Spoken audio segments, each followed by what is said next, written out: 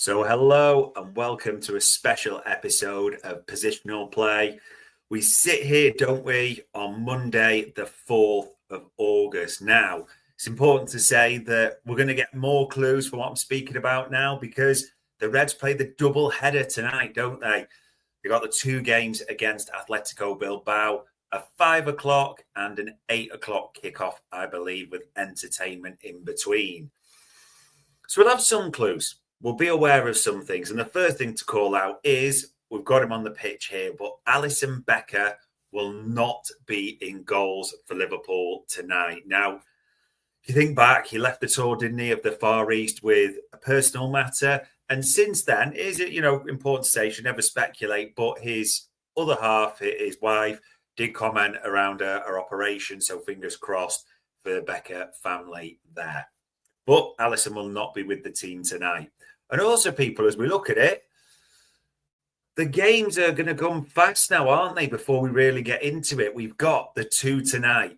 We've then got, still a glorified friendly, isn't it, really? But the first piece of silverware. Sunday, the Charity Shield, Crystal Palace at Wembley. Which then, and I mean before you know it, literally before you know it, it will be Friday. It will be under the lights at Anfield, and it will be the season opener against Bournemouth.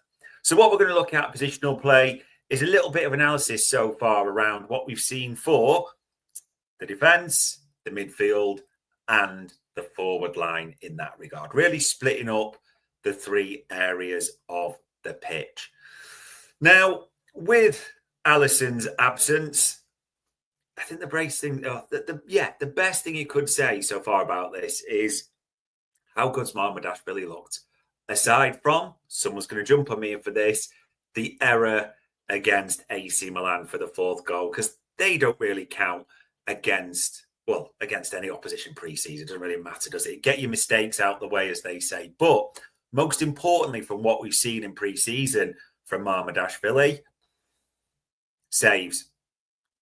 Majority of the time, decent with his feet. You can see why this boy is rated so highly. And people will talk about the goalkeeper position and Kelleher leaving, etc. But Liverpool are very well served and very well stocked here. There's a lot to like about this. We'll keep it short for the goalkeepers because we know how that works. Now, if we move through the areas, we then come to the defence. And we'll start with centre-backs because I think people are a little bit troubled, as am I a little bit. There's plenty of time till the season starts. That's important to say. But wouldn't mind some solutions quite quickly, would we, in this? I mean, at the moment, if you look in terms of the centre-back rankings for the ones we have available, it's VVD and Canate. Of course, they start. And there are still a little few question marks around Ibu's contract. There's been talks, the reports that he's still in talks with the club, his agent, but we know what happens when these things run all season. But in simple terms, these two aren't going anywhere. Ibu is not going anywhere. They will start the season opener, and it's a great starting two. It's what happens after them that becomes a bit worrying, isn't it? And as we say right now, who's the third choice? Well, we don't know if he's fit, but it would be Joe Gomez coming in, wouldn't it? Doing a bit of a 18-19 regen, I think you'd call it, hopefully, if it's needed, with VVD. That would be your centre-back pairing. So that sounds great. But then you look at Gomez's injury record last season. You look at the fact, and we're awaiting news on this, so hopefully we'll get it tonight, won't we? That Gomez went home from the Far East tour with a minor Achilles injury. And Arne Slot was on record in saying it's best for him to get home and get the treatment. But we've not had he's out for this long. We've not had a when's he coming back. So we are awaiting developments that way, important to say. Yeah. Could really do with some news on that centre-back area coming in. Hopefully when we get it, if it is later, it is positive around Gomez. Which then brings to the fourth choice for me, which I think if you're deadly honest at the moment, looking at the options, I'm going to drag him down there. number 3, the Japanese captain, Wataru Endo, who gave a great interview the other day. Happy to be at Liverpool, all those types of things. Brilliant. But, and this is not trying to sound negative, but I think it's always best to be truthful in these scenarios.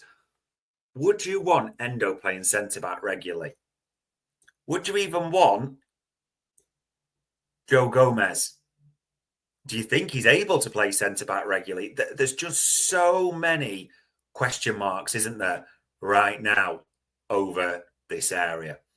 Let's just drag them off the pitch because I know this will be giving convulsions to certain people. And let's get Ibu back on there because that's the best centre-half pairing in the league. For me, number 1 and 2. Simple as that. But it's the cover, isn't it? And what that means. Now, got him there on the sidelines because he is a reported target, as we know right now, Mark Gay. So he could be an option to maybe challenge and, well, challenge Ibu, of course. It's always going to be VVD. But all these reports seem to indicate Liverpool don't want to pay anything that starts with a 4, do they? Even though Crystal Palace are now prepared to sell, and Sammy Motball had this, a few other daily reporters as well. I'd just do it. I can't change my mind on that. 40 million right now for an England international who's got a good record, could also play a couple of other positions if pushed as well. But if Gay comes through the door and then you've got Van Dijk, Gay and Konate as your senior centre-halves, you're not really too worried then that the backups might be. And I'm saying this, I know people are going to be in the chat panel saying, I'd want one more, a younger one. I get that at the same time. The point I'm making is you're not as worried as you could be. If it's those 3 in the middle, and Endo or Gomez, Endo backing it up. We're going to, for me, out of all the positions we're going to look at today right now, centre-half is the one where you're just looking probably and thinking, based on the San Siro, but playing AC Milan, Van Dijk, Konate was followed by Endo and Tsimikas. No one wants to see that, do we? We all want to see another centre-back through the door. At left-back for this one, I don't see how anyone sees it any different, but I've clocked the odd comment that Kirkes has got to work his way in. Liverpool have just spent 40 million quid not to play this kid on the bench. Yes, he is 21 years old, but he was pretty much an ever-present for Bournemouth last season, wasn't he? Pace, running power. He is a road runner as well. He excels at getting that ball into the box in different ways. I just think he starts. And I know people will look at it and say, Robbo and the discussions there. I don't get this at all. The only thing that is a bit strange at the moment is someone's got to go by the end of the window because you cannot have 3 centre-backs on your books. Oh, sorry, 3 left-backs even on your books. And the smart money says right now, I think it's Costas that departs, in all honesty. I wouldn't bet solid money on that, but based on what we've been hearing at Anfield Index for the various links, the various players around there, yeah, I do think it'll be Tsimikas that departs. Liverpool are not going to start the season or finish the transfer window. Maybe that's better to say, with 3 senior left-back options. Keep that in mind. At right-back, I think we've seen this. I do think Conor Bradley will get the starting nod against Bournemouth. Done okay in pre-season. Got a goal, didn't he? Got that one at Preston on that emotional weekend. There will be times, though, people will look as I'm saying that and clock that there were gaps that other teams have exploited down that channel as well. Down both channels, it's fair to say. However, as much as Frimpong has done well when called upon and looked quite, dangerous going forward, even that cameo appearance against AC Milan, even that cameo appearance against Yokohama, where some of you will be arguing, look at that cross, look at the assist that he put on a plate for Trey Ione. I get all that. But the key phrase I started it with is cameo appearance. And that is just why, for me, and again, it could change after injuries or anything tonight, but if you ask me to pick right now who I think is starting the season against Bournemouth, that back four or back five, Ali, Van Dijk, Canate, I think it's Bradley and Kirkez will be starting. Just how I see it. So that for me is the defensive line. Yes, people will argue for a left back, one is going. Some people will argue for Frimpong.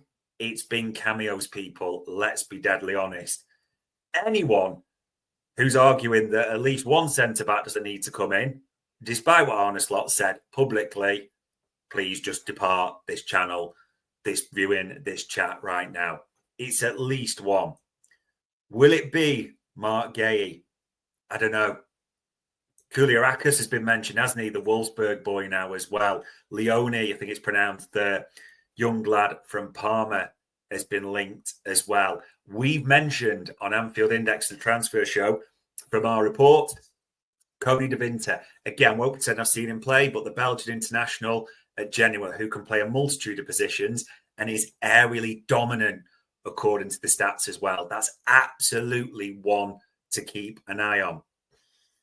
The other ones, now, sound a bit sad when I say this, but Van Hecke, the Brighton boy. We mentioned it on the transfer show. Liverpool have been talking to him and his agent. Downside to this, his agent has been speaking to a lot of clubs. Van Hecke has 2 years left to go on his Brighton deal. Made it clear, not going to sign a renewal. Has already started speaking to other clubs as well, his agent, and has talked to Spurs and Newcastle as various reports are out there, as well as us. Now, the reported price for Van Hecke, and again, remember you're dealing with Brighton, so Barber, Bloom, and all those guys, 43 million quid. Which, again, I don't think is a bad price in the market. And I say that he's not as aerially dominant, Van Hecke, for his size, but he's Dutch. So obviously that probably goes in the pro column, doesn't it, a little bit? And he's played that De Zerbi murder ball and that back line for Brighton. So he's an exceptional passer of the ball for that position, which again, as we mentioned before, Slot is looking for ballers. He's not just looking for behemoths necessarily. But if Van Hecke is worth 43 million, I come back to this again. What's wrong with saying Mark gave 40 million quid and just shaking hands on it now? Well, we're playing Crystal Palace on Sunday, aren't we, for the Charity Shield, the Community Shield, sorry, it's because it's called. So we will see what develops from there. But that is how I see the defensive line so far this season. Right, this midfield, and people will disagree with this straight away, but against Bournemouth, I have gone with Alexis McAllister and Dominic Szoboszlai. And let's just focus on this quite early because it's important to say. Dominic Szoboszlai, all pre-season, has pretty much been the 8. We saw him switch to that 8 role, didn't we? From Brighton, realistically, was the real time last season, the last few games, but he's been 8 all pre-season. Florian Wirtz, who we'll get to, has been 10 when he's played for the majority of the time. And I'm saying that, some people are going to disagree, but as a few analysts have factored, there has been a little bit of positional shift at times in his minutes. So we'll come to that anyway. But Szoboszlai has been 8. Fully fit, can't see, done all pre-season. I can't see one single reason why Dominic Szoboszlai isn't going to be the number 8 or one of the number 8s, 6s, double pivot. That stuff bores me when people try and get tactical on this. But call it the double pivot then to try and appease you all and appease no one. Next to him will be, for me, Alexis McAllister. Now, Mac has been nursing an injury, hasn't he, pretty much all pre-season? And we've seen him back on the pitch before Yokohama. Yeah, it was Milan, sorry, wasn't it? Yeah, we've seen him give some minutes against Yokohama, which is great. You suspect you're going to see him increase his minutes tonight against Bilbao, which is absolutely brilliant. They're just nursing him along carefully. That's the right thing to do. Probably before he starts, the Community Shield game.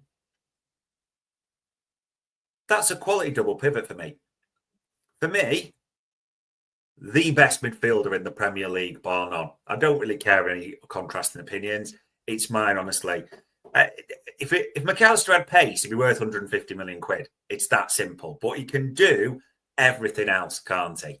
So Bosley, well, he has got the pace. He has got the engine. And I don't know why. Maybe he's going to be a whipping boy. He did seem to be it for last season. I've no idea why, because at 10, his recovery runs were so important for us. But we will see. Now, some of you are going to be screaming, completely wrong. Ryan Gravenberch should be there. Knock out Szoboszlai and put Ryan Gravenberch there. Issue, just in case anyone's forgot, for the opening game of the season, Ryan Gravenberch is suspended. Do you remember he picked up that red card? Tried to put that ball from the air, didn't he? And chopped down Kameda, I think it was, the Palace boy. So we got the red card. So we will not play in the opener, which means it's going to be Szoboszlai. And if you look at alternatives and, you know, again, try not to be disrespectful or right at all, I think we've got some decent options there. Of course, Gravenberch can't play, but those are your three senior midfielders from last season. Curtis Jones, don't get that twisted at all. Some people seem to be, hating's too strong, but people are discounting him a bit. Still an elite ball retainer. Yeah, look at his ball retention statistics. They are elite. It's simple as that. Still can play an important part. Still, for me, will be a key cog within the squad. The one thing I'd really clock on or just keep an eye on is, as we're hearing a few reports, Curtis has got 2 years left to go on his deal, and it seems to have stuttered a bit from original negotiations. What Liverpool are wanting to pay and what Curtis Jones's camp Curtis is asking for, there's still a discrepancy there. To be fair to Curtis Jones, he's homegrown. He's in the England squad. He will probably go to the World Cup. He's in a great position to ask for the wage increase he's asking for. I am intrigued how Liverpool will deal with that. But just maybe that's a topic discussion for another day. You've then got Endo as an alternate. And people will bag on this a little bit, but there aren't 1,000,001 options in that midfield ready, as I would say, right now. And the reason I'm saying that, Trey Ione has looked great in the minutes he's played pre-season again, hasn't he? You just feel he's going to need another year, isn't he, to really be there. He will be around the first team picture. He will not be going out on loan. It's hard to estimate just how many minutes he'd get, but personally, I wouldn't put it above the 500 mark or so. We will have to see there. This is terrible in a way, but Harvey Elliott, I'm not really going to bring into the picture. I think we'd all be astonished. Or actually, let me correct that because someone will always jump on this. I would be astonished if Harvey Elliott is at the club next season. He's talked pre-season about the World Cup. And whilst he loves it, he came back early. He says all the right things. He does all the right things. Harvey Elliott just wants to play football. And I just don't see that path, that option, those minutes that he will want there and available for the kid. So I think he will move on. Which then let's move to the number 10 role. Honestly, I'm calling it now. Mo Salah's biggest rival for Player of the Year, Florian Wirtz. I honestly think that 100 million quid plus potentially, well, actually, let's call it 116 because I just think this guy will tear it up and we end up playing or paying all the money. But from what we've seen so far, even in that Yokohama game, on a disgustingly bad pitch, where the ball bobbled everywhere. Some filthy touches. A goal, even that one, where it sort of flipped back off Curtis, but nicely placed. Just the interlinking with Mo Salah at times as well. This kid, and I can say that because I'm 43, he's 22, I think he's absolutely going to tear it up next season. Genuinely, I think. And I've put him 10 there. I think at times you will just see him drift around. Football, as they say, is a simple game made complicated. Last season, it was about getting the ball to Mo Salah and making him do things. I think part of this season will just be everything will go through Wirtz. I do. Whether that then goes to Mo Salah or someone else, I honestly think you're looking at the player of the year there. And if you read or applaud it, all the reports, I can't see any different.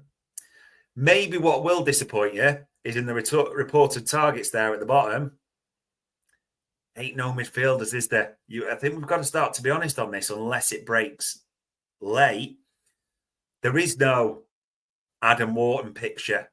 There is no Carlos Baleba as some want for the 6 option. And I get all those things, but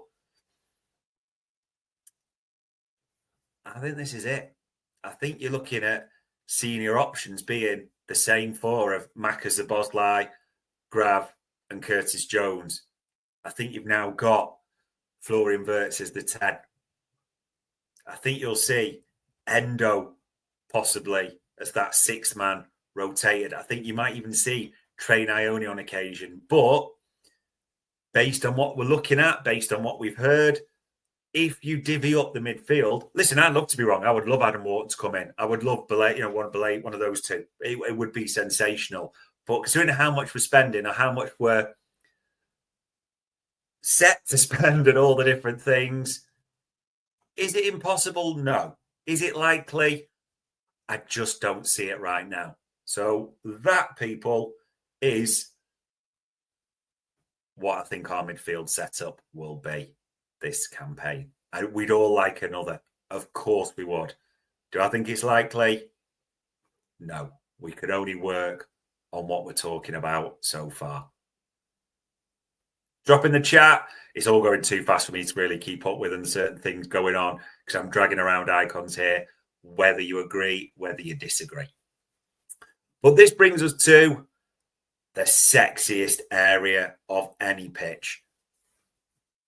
I don't care what team we support. There's nothing sexy than when you get good wingers and a top-class attacker in your lineup. Usually, and this is even from history for us Reds, if we've had one, we've been excited by them. We've had the years, haven't we, where maybe one we've pinned our hopes on, like a Fernando Torres. We've then had little periods where it's been, remember the proper SAS, as I would call them, the Sturridge, Sterling, Suarez, and how good that was in that 13-14 season.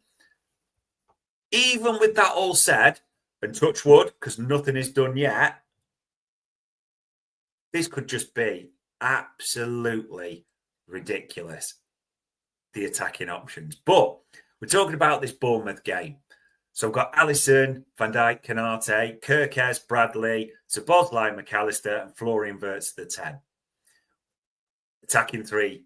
And the people I've got on the pitch are Cody Gakpo on the left, Mo Salah, of course, on the right, and young Mr. Hugo Ekitike in the middle.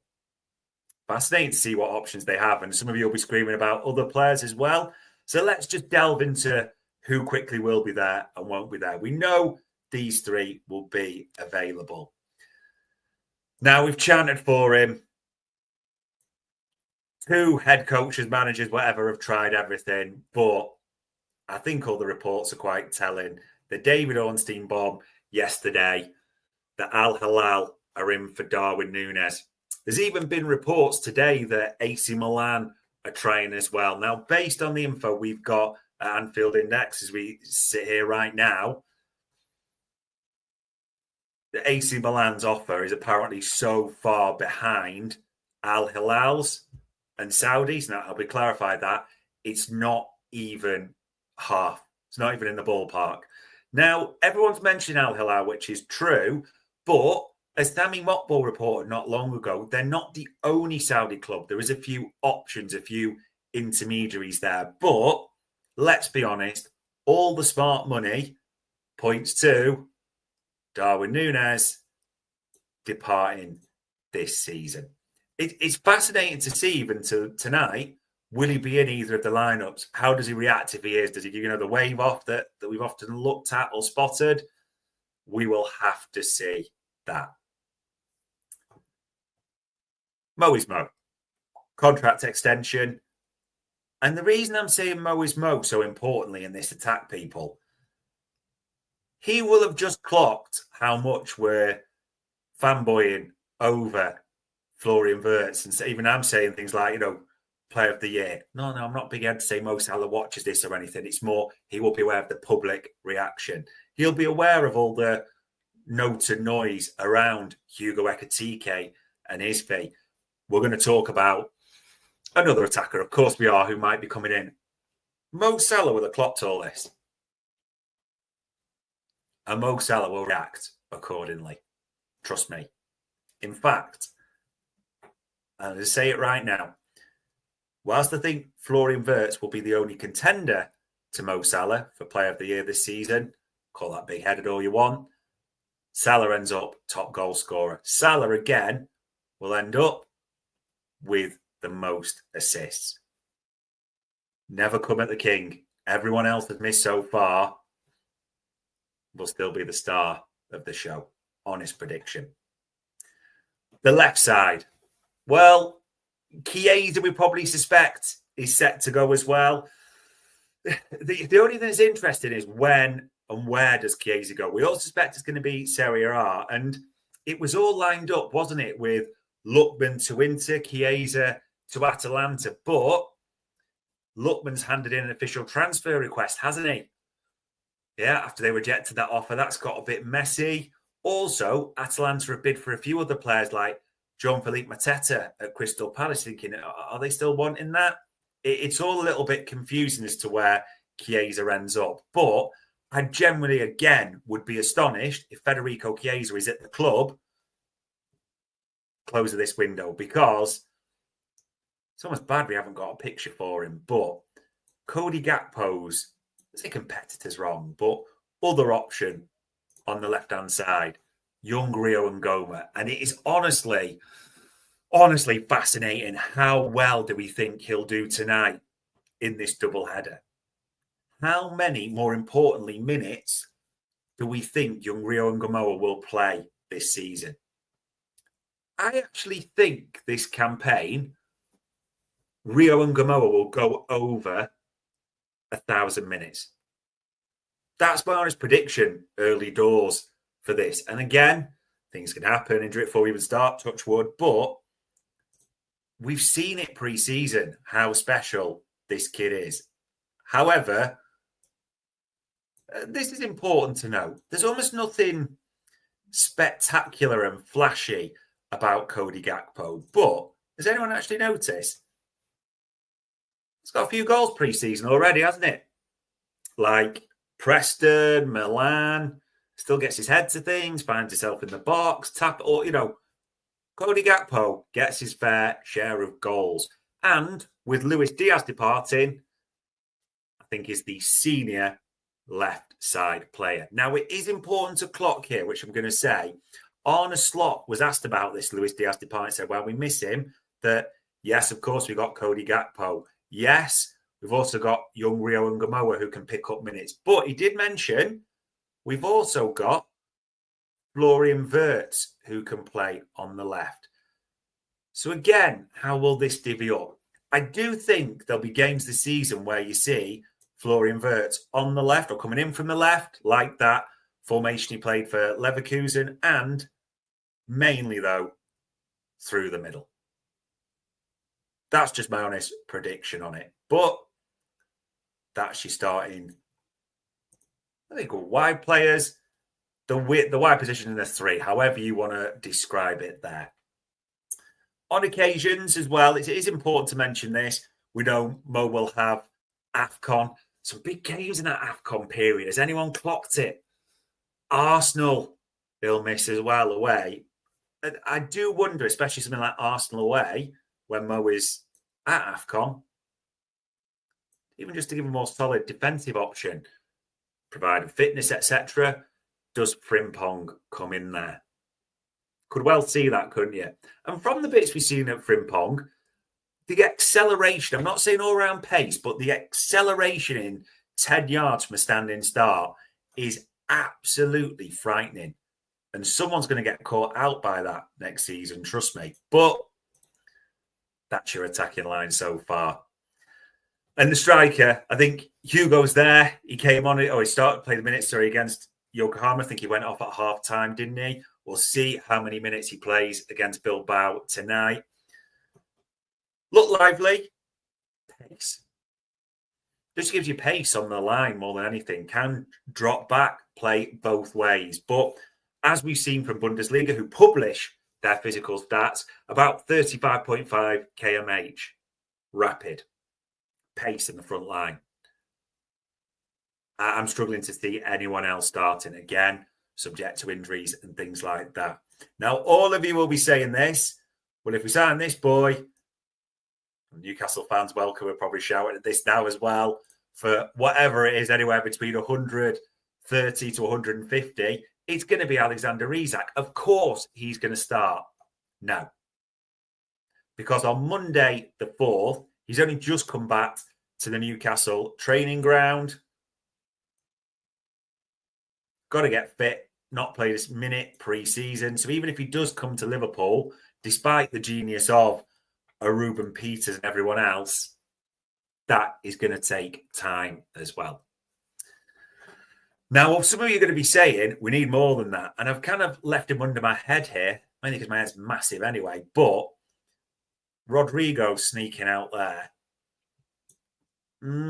These wage demands, people.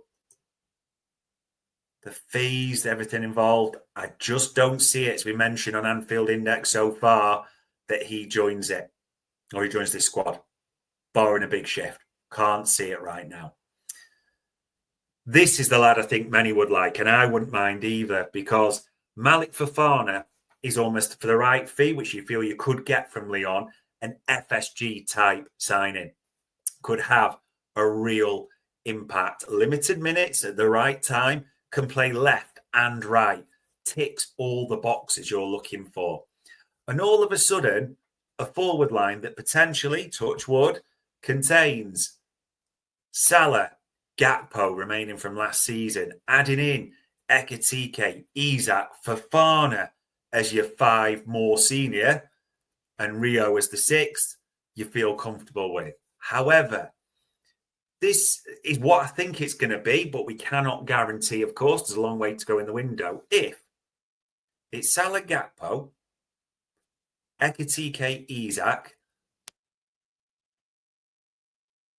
and then you're looking at Rio getting minutes, Verts picking up some minutes in the forward line, Frimpong possibly occasionally, even Zob. Are we all comfortable with that? I don't think I am personally. I think you're one injury away from all of a sudden looking very thin. And I know historically Arne Slot has said he wants to, likes to work with a smaller squad and playing more minutes, all that. I totally understand.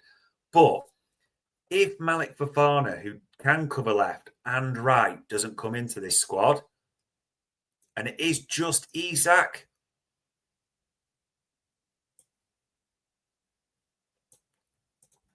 I mean, those are your 5 senior options all of a sudden, aren't they? Yeah. I don't know if everyone's happy with that. I don't know. We will have to see. We really will have to see. I mean, we'll have to see the Núñez fee at the same time. There's even reports today that the fee could be over £70 million they're trying to obtain from Al Hilal. We're all waiting for news, aren't we, on Isak? Right now, it's fascinating. The squad on paper is so strong, and there's been considerable funds spent. There's been considerable funds recapped at the same time as well. But if this is the big question it comes down to for me, if it's Isak and Gay into this squad, how happy are you with that? How do you rate this window out of 10? I think, we've got to all suspect that Núñez departs, Chiesa departs as well. Probably Harvey Elliott to depart as well. Not being disrespectful, I just didn't include Tyler Morton because I think according to your playing trackers, the various ones, seems to be a flight. We're all expecting that Lyon move to be confirmed as well. Is that enough, Isak and Gay? Is that enough for Liverpool to launch on all fronts that you want? The Premier League, Champions League. We're not going to get into how important the Carabao FA Cup are, because that's just a different debate that would distract us all day. Interesting, isn't it? Other questions like, we're talking the forward line. Where will Ekitike play? Because Arne Slot said, yes, he can play there. But there's been other suggestions he could be left at times, even behind a striker in options. The multifunctional forwards that have been mentioned. Honestly, this squad right now this season for Liverpool is absolutely fascinating. But subject to injuries, transfers, other things happening, which we don't know about right this minute, I do get the impression it could be Gay or a centre-half and Isak and chop shop, bar sales. Don't know if I'd fully like that. Good one to think about though, isn't it? Good one to talk about. There is still around a month of the window left. There's still things to happen. But as I said at the start of the show, if I'm lining up my 11 for Bournemouth on Friday night right now, Alisson, Van Dijk, Ibu, Kirkes left, Bradley right, Zob and Maka in the middle, Florian Wirtz the 10, Gakpo left, Mo Salah right, of course, and Hugo Ekitike leading the line. That is subject to injuries, as we said, and other bits, what I think will be starting. There we go. Plenty to consider, plenty to be excited about ahead of this games, should say plural, coming up against Atletico Bilbao. Touch wood, all of these players are still available after that and with the Charity Shield. And by the way, in fact, we're going down to London and we're playing Crystal Palace. Maybe it's worth just having a word about their captain in that centre-half position, the one that's concerning us all. But we'll see, won't we? But there we go. Monday, the 4th of August, that was a positional play for Anfield Index.